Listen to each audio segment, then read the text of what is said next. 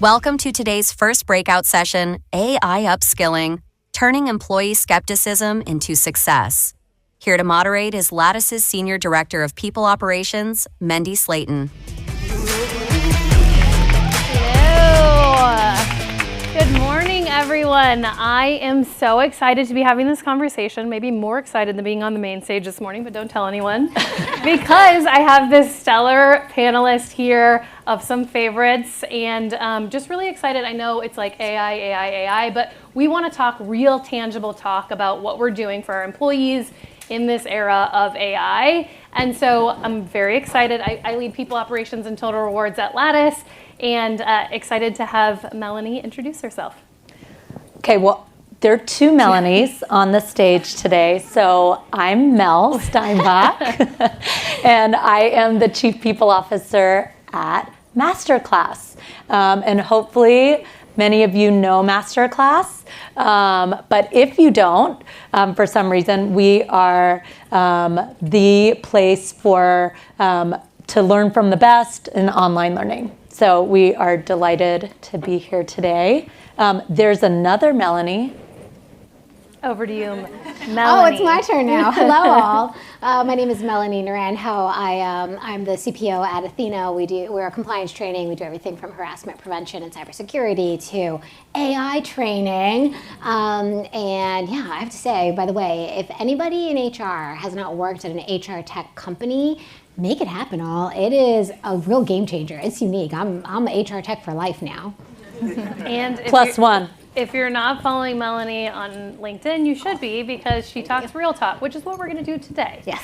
Kayshia. Yes, I am definitely a fan of your posts, so I keep reading. Yeah. Hi, everyone. I'm Kayshia Kruger. I'm the Director of Organization Development for People Ops at a company called ORC. I'm also the founder of Paradigm Shifts, a mini consulting firm that's a boutique consulting firm. And I have been studying organizational psychology and designing people strategy for the last 15 years.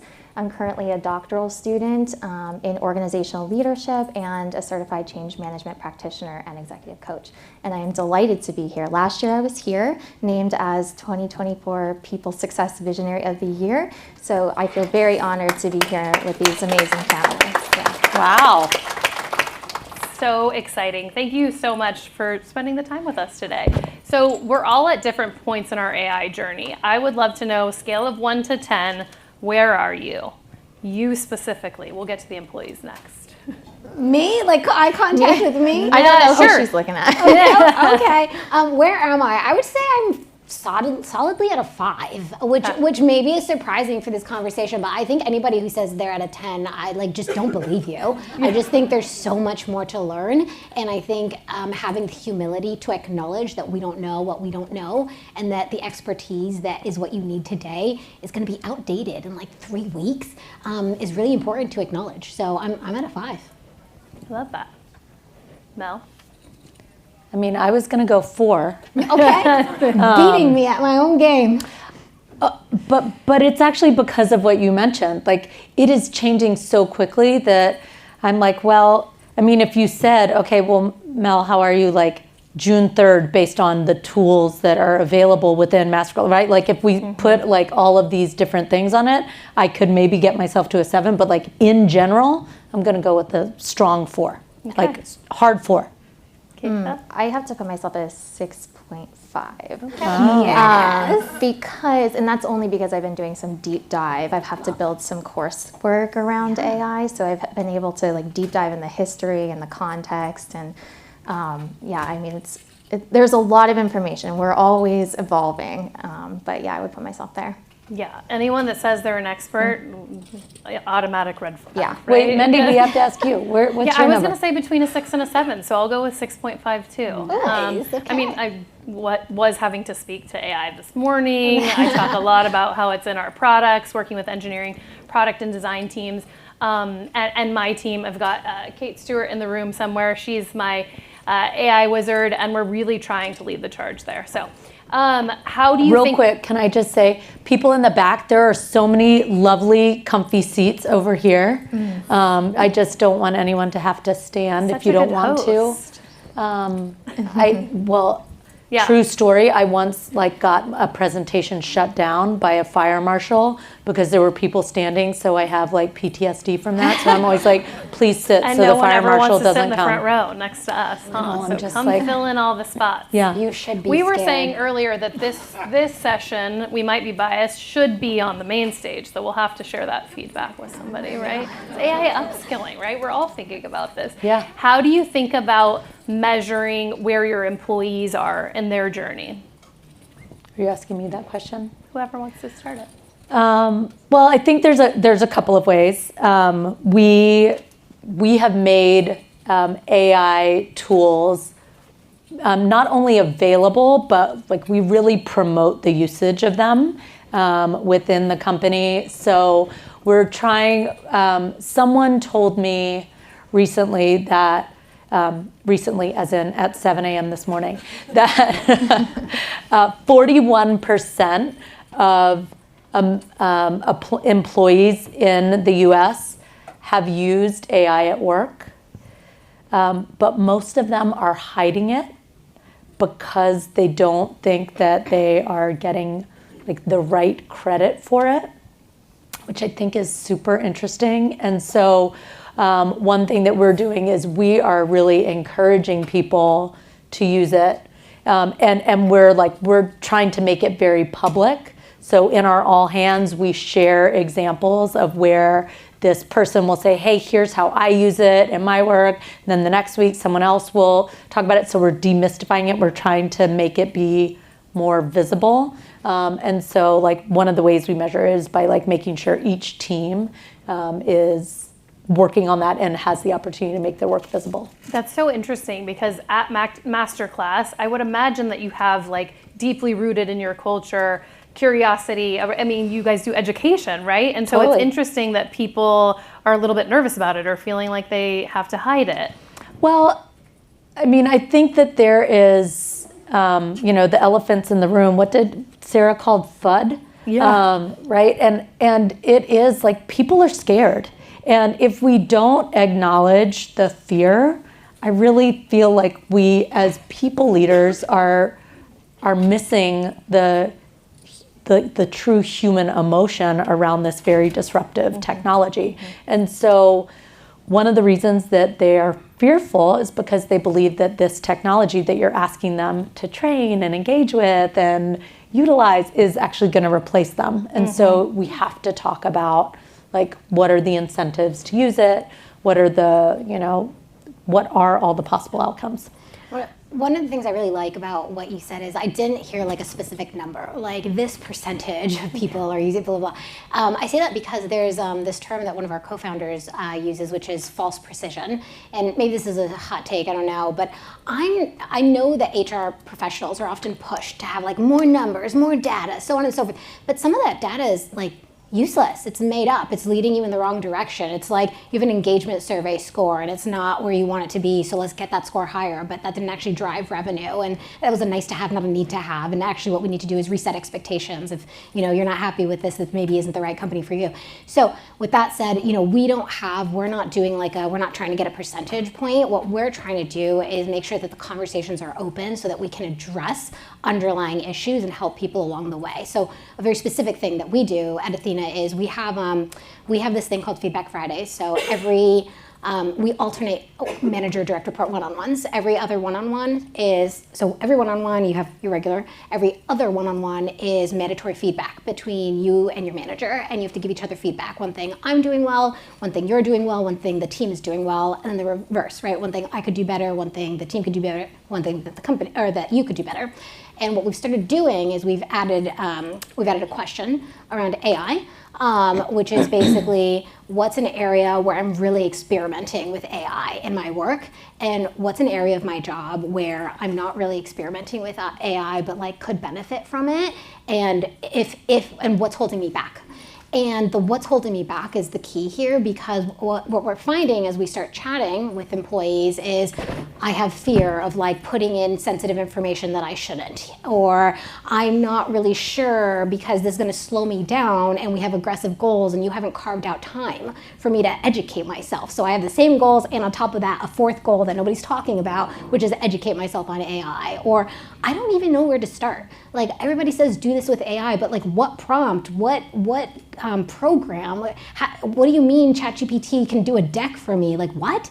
And so what we're trying to do less is to measure adoption, and more is to make sure that we are just fundamentally incorporating it into our everyday ways of working, the way we have with feedback, right? Like you could tell a manager, make sure you give feedback, or you could just say, it is now mandatory, every other one-on-one, you are required to give each other feedback. And so that's what we're doing, is just, it's not a measurement game, this is part of the culture, and every other week we're having a conversation about it. And what are you seeing? Like, are you seeing certain parts of the organization are leaning into it more? Like, are people being honest about, like, what are you saying? Absolutely. So one thing that's really interesting is, I think no surprise, like the engineers, they're like all over it. The more younger, like I truly mean younger in age, are more using it much more.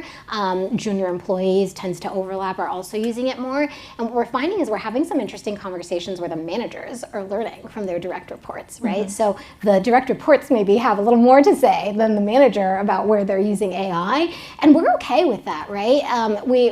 For me, it's not hypocrisy, because that's why it's mutual. That's why we are both together having this conversation. And I love, and I was talking to somebody about this yesterday, about when, social media was brand new, and so you hired the intern like at Duolingo to like make it happen. I think that's okay. Leverage people for their strengths. Be humble, apply with humility. I think there's a term, I think it's like reverse mentorship. Yeah. Like that's okay. The point is to be having these conversations and making sure that AI doesn't feel like an extra thing that's separate from the workplace. It's a thing that you do every day, ideally, but at least every other week you are having a touch point to hold yourself accountable. Am I using it, or am I going to come to this one-on-one and be really embarrassed to say that, you know what, I have made no progress since the last time that we talked? Yeah. Super fascinating. Kayshia, what about you? Yeah, I was going to say reverse mentoring as well, but I think it depends on what stage you are in your organization with AI. If you're maybe early on with exploring or experimenting versus later on. But when I hear the word measurement, I think of two things, quantitative or qualitative. And quantitative, like you were saying, Mel, was around the percentage. Are we getting adoption? That's one thing, and maybe for a later stage environment or organization, where we really started was around our qualitative data, making sure that we're embedding pockets of time with our employees around how they're telling the story about AI within their teams, within themselves. So what's the narrative around AI? Because if we don't understand the psychological side behind it, then we're going to be solving and designing for the wrong problems. Mel, we were talking earlier before the keynote about you were on with a professor at MasterClass from Wharton or something. Yeah. Yeah, and Ethan Malik. Yeah. Great class. So tell the crowd what he was saying, because I specifically want to talk about the role that HR is playing with AI. So first of all, MasterClass has an amazing class on generative AI. That has Ethan Malik, who is a professor at Wharton. He also wrote a book called Co-Intelligence. So he comes at AI from the perspective of humans plus AI. That's where the magic happens. It's almost like he knew Sarah's speech was going to have the Iron Man reference in there. But what he was saying was that the companies that are letting IT and technology lead this are missing a trick, because it's not, this isn't, yes, there is a technology that we are all adopting, but the way that AI is going to transform our organizations is by transforming the way we work and therefore the workforce. And there's no function that understands how work gets done, what each role is responsible for, better than the people team or the HR team. And so this is actually the transformation that we have to be leading. And he was saying that the companies that are putting their tech team in charge of it are like, they're spinning and they're failing because they don't actually understand how work gets done. And when you put IT or finance in charge of it, people are assuming that it is exclusively a cost-cutting measure. Can I add to that, Mel? Please. So also, we are, this is a behavior change. And Totally. people are at the center of driving human behavior. So we are well positioned as people leaders to help support and guide and facilitate that change. So I think that's a great point that you make. Yeah, and so maybe we can talk a little bit about that just tangibly, like what are you doing on your teams that is helping lead the charge? And, if there's a hot take in here, I'm open to those too. Like, do you agree with that statement, that this is on the HR teams? Is there anyone else that should be playing a role of this? I mean, I think like in principle, that sounds amazing, but we all have our priorities. We've already baked our roadmaps, and it's like, cool, you take this really massive body of work and run with it. So I would love to hear. Well, can I just say one thing that I know Melanie and I agree on is you have to be aligned with your CEO. Like, it's one thing to say, oh, the people team really is going to take this and lead with it. If your CEO is like, no, but for real, it's a cost savings thing, then like people are going to smell your intent a mile away. So just back it up at that point. Yeah, I have a slightly controversial take just more generally, which is that I actually don't think the HR function is a function of doing. I think we are a function of facilitation and enablement. And so for me, I actually don't think that it's my job or responsibility to become an AI expert who's driving AI. I think it's my job to identify and help facilitate what is the best way to enable AI adoption across the company. That means for me, okay, our VP of engineering is an AI expert, and we've got 3 very junior people who are the AI, what we call gurus at our company. How can I get their faces in front of everyone? And how can I partner with them to create trainings if appropriate, or have them do the training, but like I'll review it in partnership with them. So for me, listen, I do think it is our job to drive these things forward. I do think it's our job to make sure that we are aligned with our leadership teams. I do think it's our job to, quite frankly, in my opinion, which I think a lot of CEOs are talking about now, either you're an expert at AI or you're fired. I think, strategically, that's not cost efficient. I'm not even trying to be like empathetic here. I'm saying from a business perspective, it is cheaper and more effective to invest in training your employees, and then the ones who don't learn part ways, than to say, oh, you're not an AI expert, you're fired. Because you know what? And I'm sure many of you, in fact, raise your hand if you were seeing this yourselves. In the recruitment process, everyone out there isn't already an AI expert. Like okay, seeing some nods, yeah. If your plan is I'm going to fire everyone if you're not an AI expert and I'm going to replace you with an AI expert, good luck. Good luck finding those AI experts, because they're not there yet. We're still learning. We're in this process together. So anyway, I've gone on a tangent because I'm feeling hot about this. But I think it's our job to enable, to align, to make sure that people are making the most well-informed decisions and that they are doing them as effectively as possible. But do I think that I need to be the AI steward myself? No, I do not. I think that I am empowering other people to drive AI forward.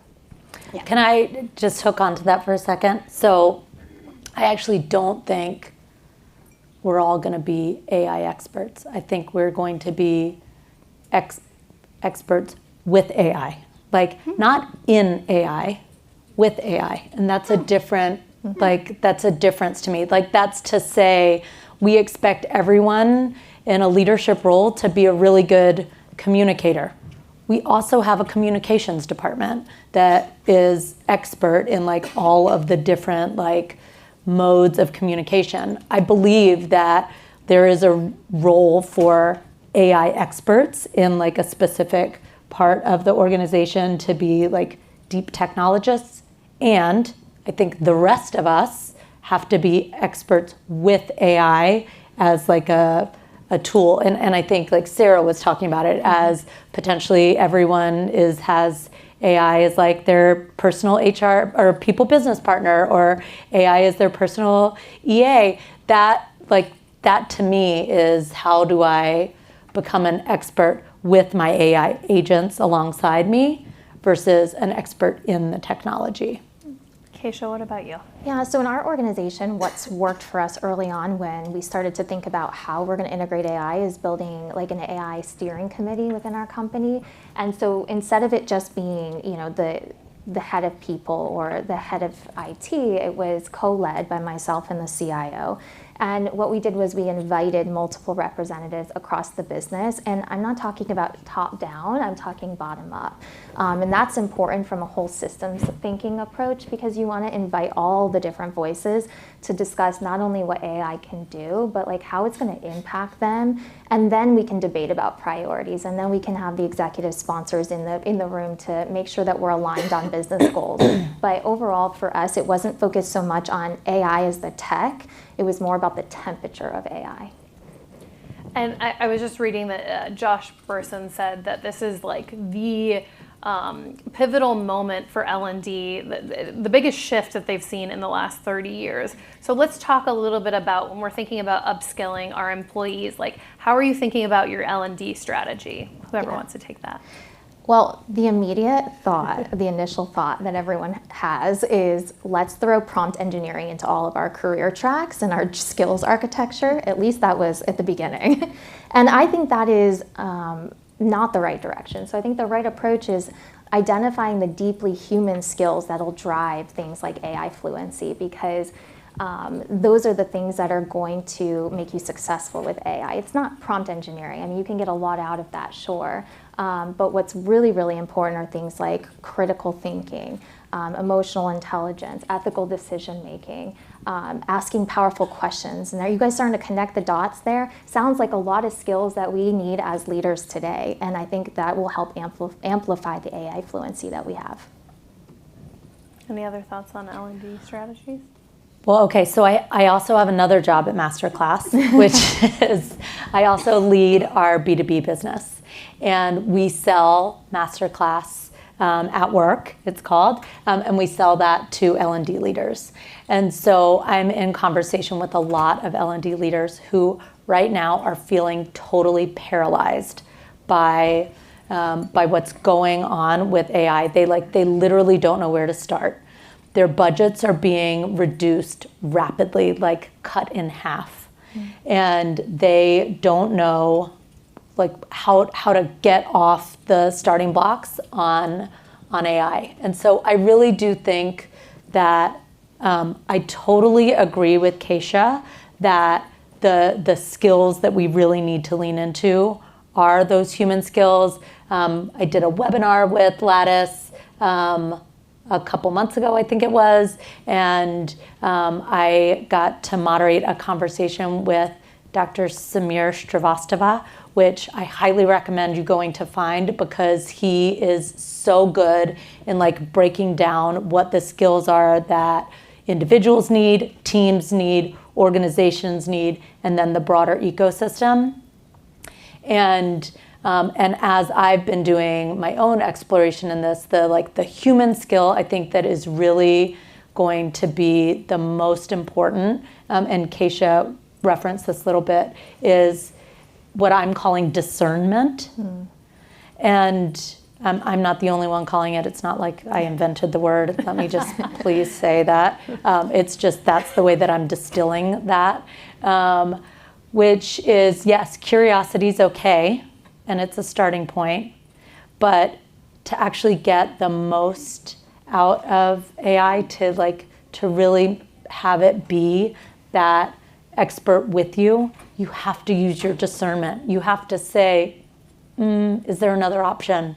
Or that doesn't feel right for this context. Let me tell you a little bit more, and then you give me a better answer. And so I think that discernment, I'm not ready to say Melanie's so good with the hot takes. I'm not willing to say quite yet that there actually is such thing as a stupid question, but I'm getting there because I do think that AI is an expert answerer.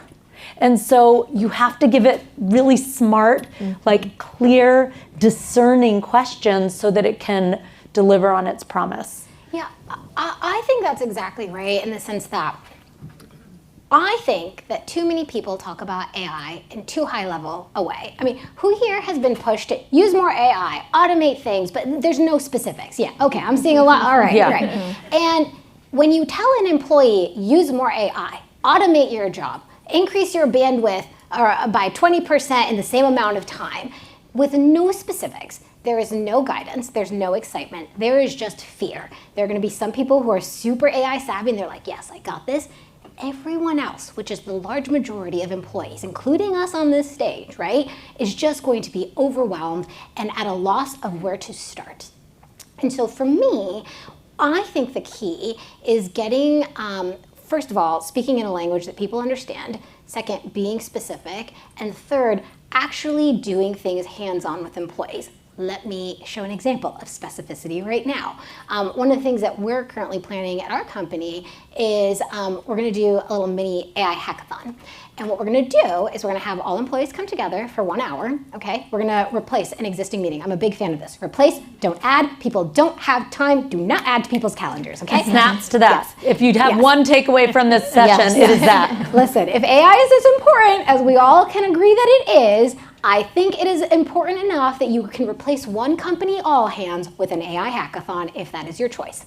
And so what we'll do is the plan, this is not like finalized yet, is we will come up with a prompt. Use AI to solve X problem. We're gonna break you up into groups. We're gonna make sure that there's at least one AI champion per group, and we're gonna set them forth, and then they'll have 30 minutes to try and solve it, and they'll come back. The beauty of an approach like this is it's time boxed. It's not this nebulous, become an AI expert, I don't know how, with what tool, and no support. It's also very specific. I want you to solve this problem. I'm gonna give you these tools, and I'm gonna have an AI champion in the group so you can figure it out.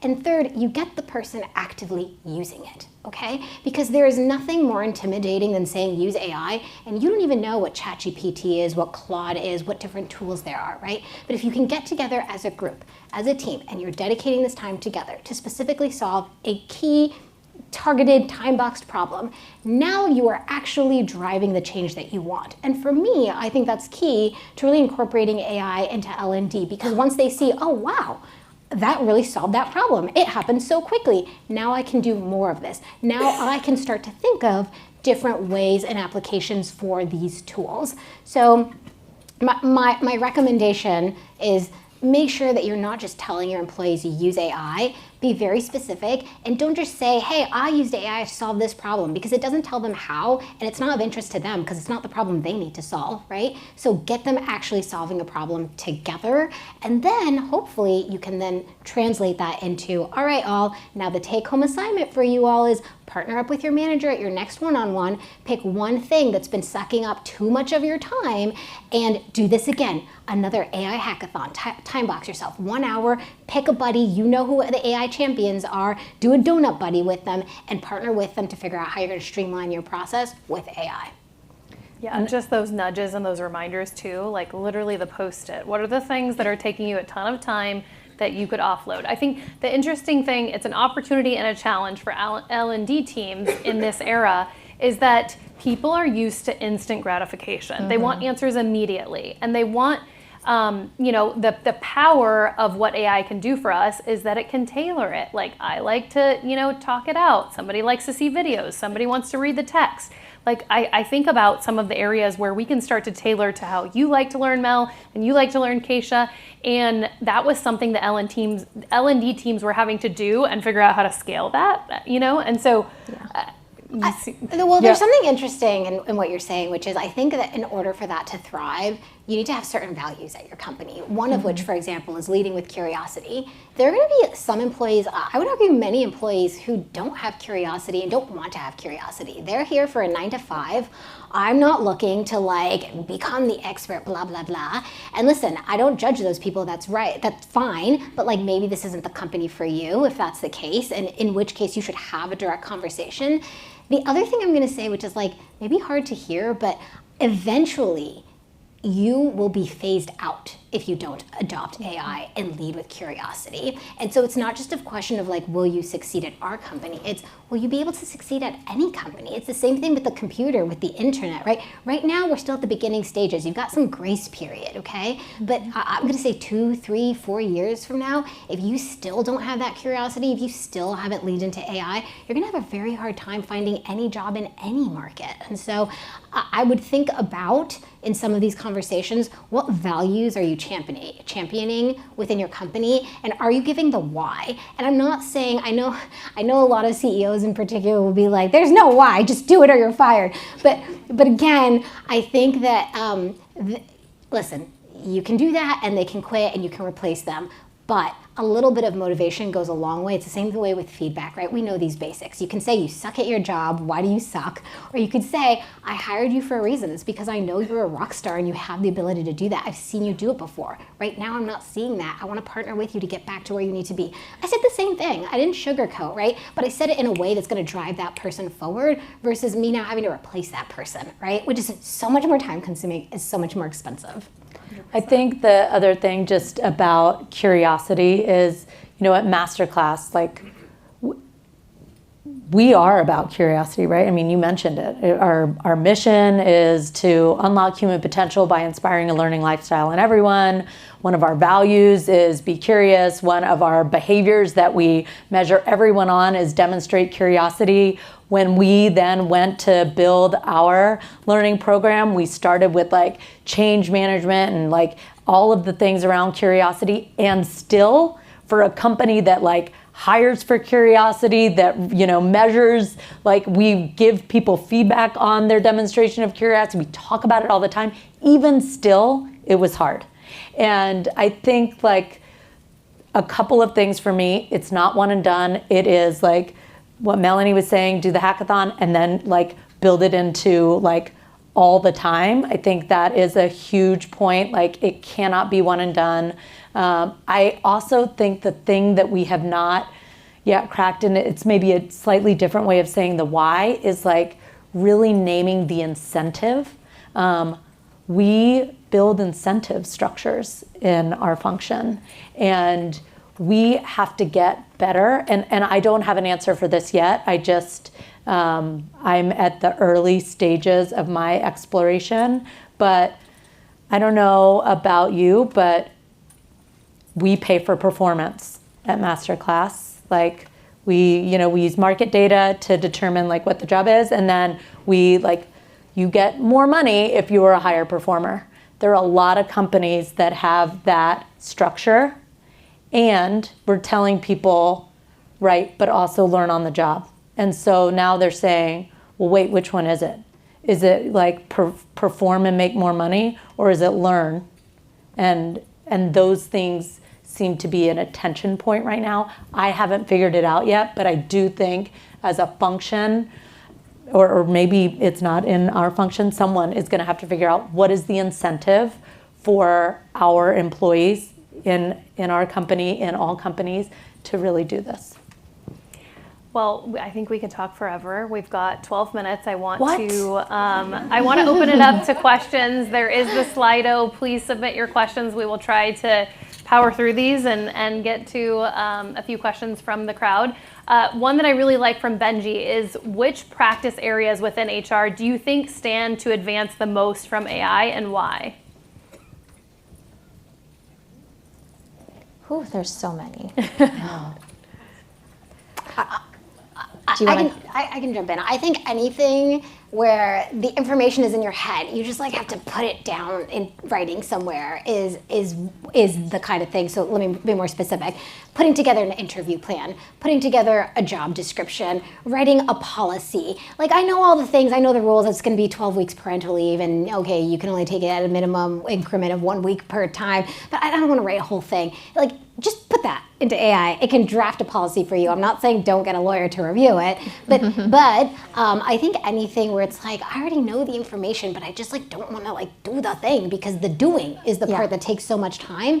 AI the hell out of it. Anything that's going to reduce that cognitive load, right? Because that change is personal, it's emotional, right? And so when we're talking about behavior change around some of these things, we're really talking about reducing friction. So how do we help reduce the friction to help someone be able to adopt that change? And also we're looking at fluency and universal language. Are we all speaking the same thing? If we don't have a definition or we're not operationalizing these terms, then we're all going to be speaking different languages. Yeah.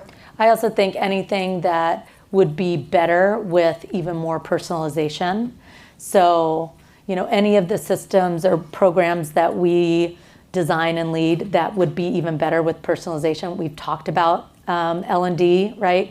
Right now we personalize it by doing having people managers on one track and ICs on another, but we might, I think in the very near future, have a Melanie track and a Kayshia track and a Mel track, and they're all slightly different. And so I think anything that can be better with more personalization, compensation is ripe for this because it's still done in such an archaic, backward-looking way. And so I think those are the ones that I'm just let's go. And I think it's the starting point. It's when you're stuck, is there an opportunity to even talk it out? We're opening an entity in Canada, and usually it's okay, cool, I need a Canadian consultant that deeply understands that. No, I went to ChatGPT and I was what are all the things that I need to think about as I'm opening a entity in Canada? And it's that might have taken 2-3 weeks of conversations and research beforehand, and at least I can start with that baseline, and that's just really powerful. I do really like that. I like AI for anything that's pressure testing as well, right? So for example, I have this process. Can you pressure test? Is this the most efficient way to do it? Is there a way I could cut the time spent by 50%? Or even, I know this is one that a lot of us struggle with, right? I had this argument that I'm about to give to my CEO. Can you put yourself in the mindset of a CEO who's thinking about ARR? What would you push back on? What questions would you ask? And where does this stand to to increase our revenue? And where does this stand to increase our burn rate? And can you help me think about if that's the right argument or the wrong argument? Anything that's just these things, right? But you just need a person to bounce ideas off of. So why not just tell, you could literally create a robo ChatGPT bot or whatever version of generative AI you use and make them your CEO, give them everything, feed them everything your CEO has ever said to you. And just be okay, pretend you're my CEO and I just propose this to you. What pushback do you have? It's just a great person to have bounce idea. Sorry, person. I know. It's a great tool. It's a great tool. It's starting to take over. Plus AI. People plus AI. It's a great tool to just bounce ideas off of and just check yourself. And if you haven't done that for yourself, do it. I have Mel-ish, which is, it's not exactly like Mel, it's Mel-ish. And it is, Mel-ish can answer a lot of questions that I would answer. Is it a co-pilot? No, it's in ChatGPT. It's like a custom GPT. And anyone can ask what? Well, anyone at MasterClass. Yeah. Mm-hmm. Anyone at MasterClass can. You could share it, but I don't know about your company's policies. So. No, everyone at MasterClass can have it. But it's it really is so helpful. And the prompt that I used, I would be happy to share the prompt that I used because that really did help put in how do I make decisions? How do I generally lead? How do I communicate? How do I interact with peers, with blah, blah, blah? What are the things that I have a lot of time for? What are the things I don't have a lot of time for? It's very helpful. So that's a good one. We have limited time and we have limited budget. How are you thinking about, Anonymous asked this question, how are you thinking about the types of tools that you're investing in from an AI perspective? Oh, I have one that most people won't maybe. Okay, so we let our employees pick.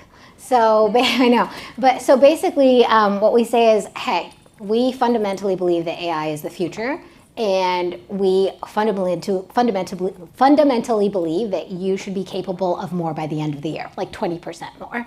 And so, be exploring things, and if you find a tool that you think can help you do that, come to us, propose it, and we'll approve it or not, depending on blah, blah, blah. What I like about that is that it puts the employee in the driver's seat, as opposed to, again, like I said, I don't believe that my job is to do for others. I believe my job is to enable others. And so we put the onus on our employees to explore what tools are going to drive their job to be more effective. And if, by the way, we get to performance review and they weren't able to increase their workload or be more efficient, and they say, well, and they tell us that they didn't even explore AI tools as a result, that's going to be a performance issue, right? Because you had this option available to you.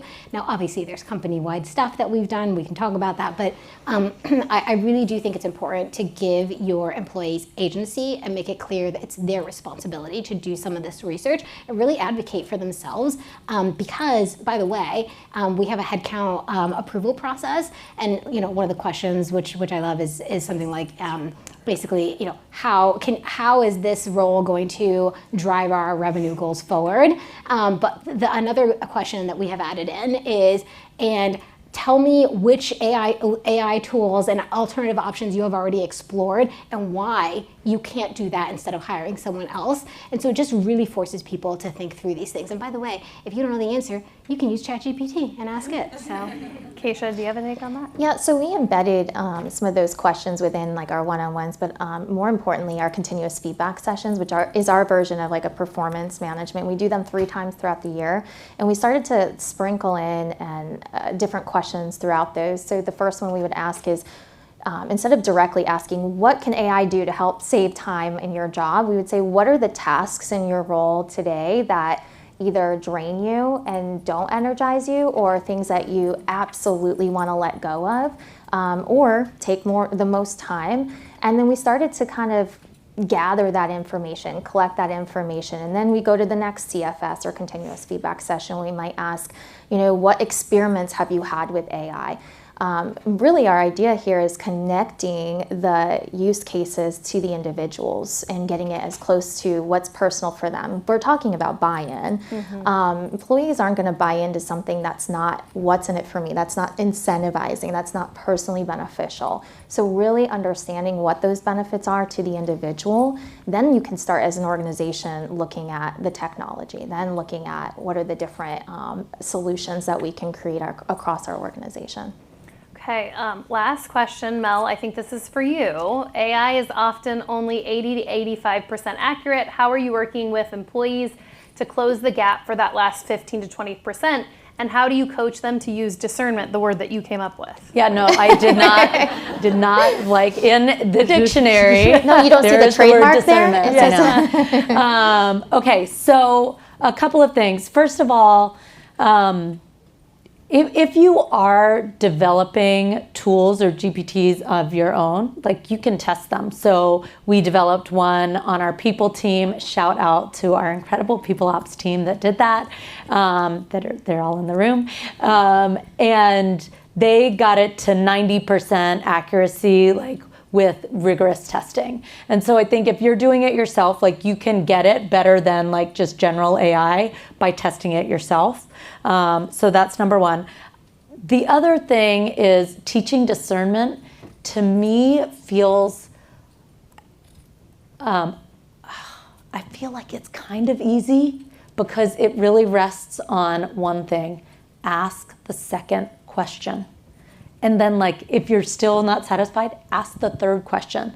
Like, so discernment to me means, hey, ChatGPT, how can we do this thing? It gives you an answer.